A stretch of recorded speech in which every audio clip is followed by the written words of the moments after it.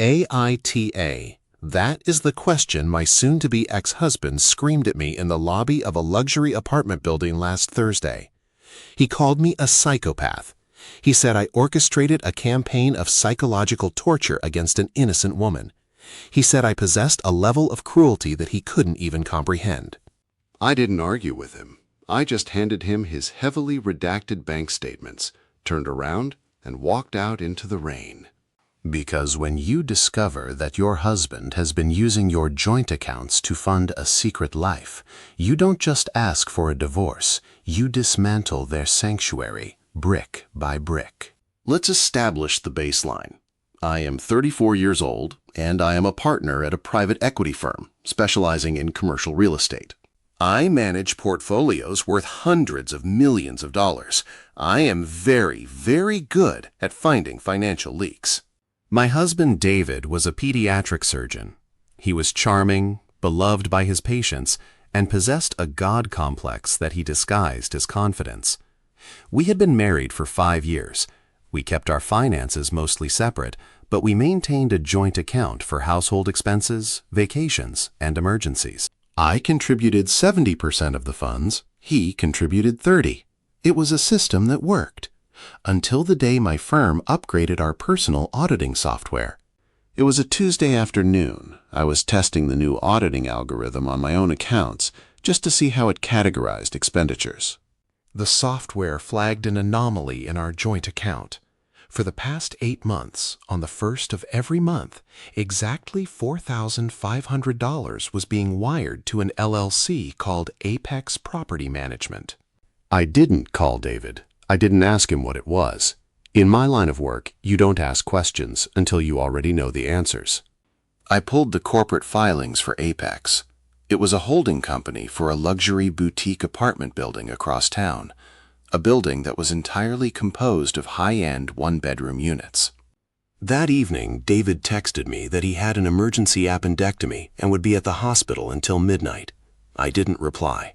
I drove my car to the address, parked across the street, and waited in the dark. At 8:30, David's black SUV pulled into the parking garage. 10 minutes later, he walked out the front doors, holding hands with a surgical nurse who couldn't have been older than 24. They walked to a high-end sushi restaurant down the block. I sat in my car, listening to the rain hit the roof. I felt my chest tighten, a sharp, suffocating spike of pure adrenaline. But I didn't cry. Crying is a biological response to loss. And I realized in that exact moment, I hadn't lost anything of value. I had just identified a bad investment, and I aggressively liquidate bad investments. The hardest part of a hostile takeover is the silence before the strike. For the next 3 weeks, I was the perfect wife. I made him espresso in the mornings. I rubbed his shoulders when he complained about how exhausting his long hours at hospital were. Every time he kissed me goodbye, smelling faintly of a perfume I didn't own, I looked him dead in the eyes and told him I loved him. But behind the scenes, I was moving mountains. I looked into the Apex Property Management Group. The building David's mistress lived in was small, only 20 units. And as luck would have it, the ownership group was over-leveraged and quietly looking to offload the property to avoid bankruptcy. I formed a blind LLC under a pseudonym. I liquidated 2 of my solo stock portfolios, pulled a commercial line of credit, and I made the owners an all-cash offer they couldn't refuse. We closed in 14 days. I didn't tell David. I didn't tell anyone. But the moment the ink dried, I was no longer just a betrayed wife. I was the legal landlord of Unit 14B, and Unit 14B was occupied by a woman named Chloe, whose rent was being paid by my husband. When you own the building, you own the environment. And I instructed my newly hired property manager to enforce the lease with military precision. Chloe, like most entitled 20-somethings, didn't follow the rules. She parked in the guest spots instead of her assigned underground space. Violation.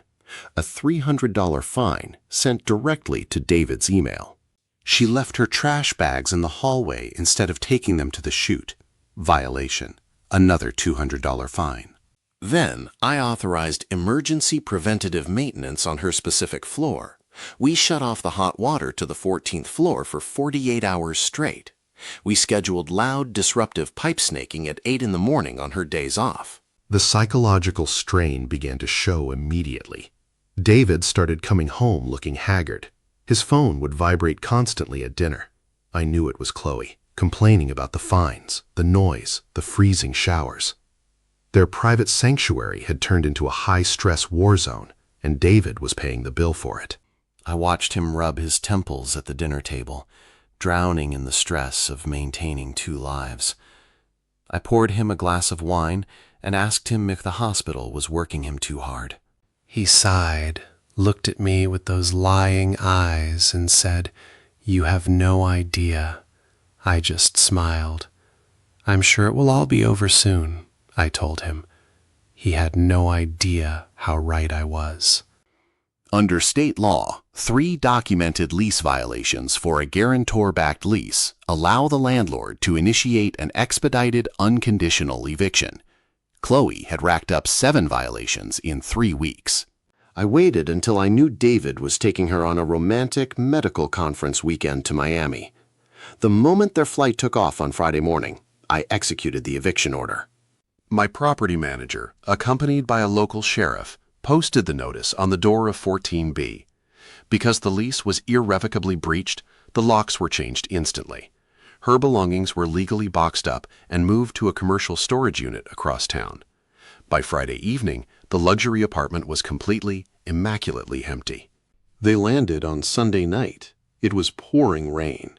I was sitting in the lobby of my building when they walked through the sliding glass doors, holding hands, tanned and laughing from their Miami getaway. David saw me first. He stopped dead in his tracks. His suitcase slipped from his hand and hit the marble floor.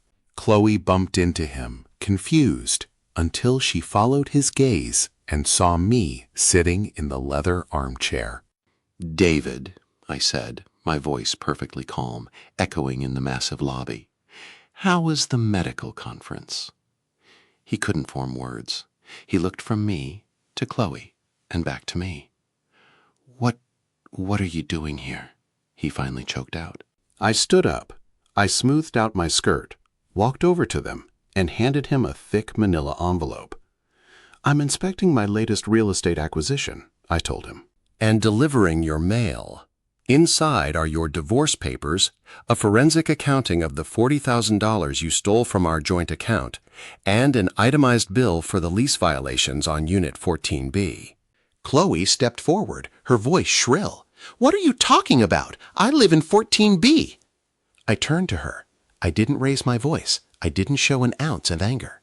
"You lived in 14B, I corrected her.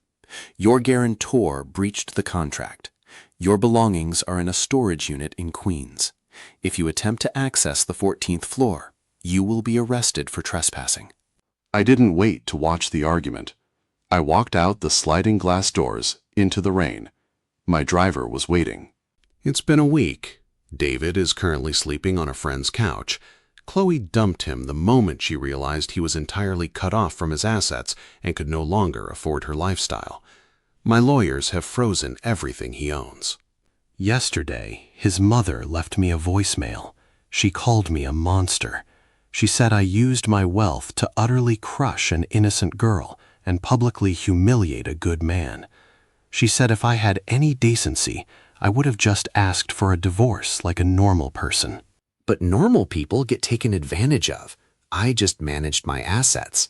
So tell me, am I the asshole?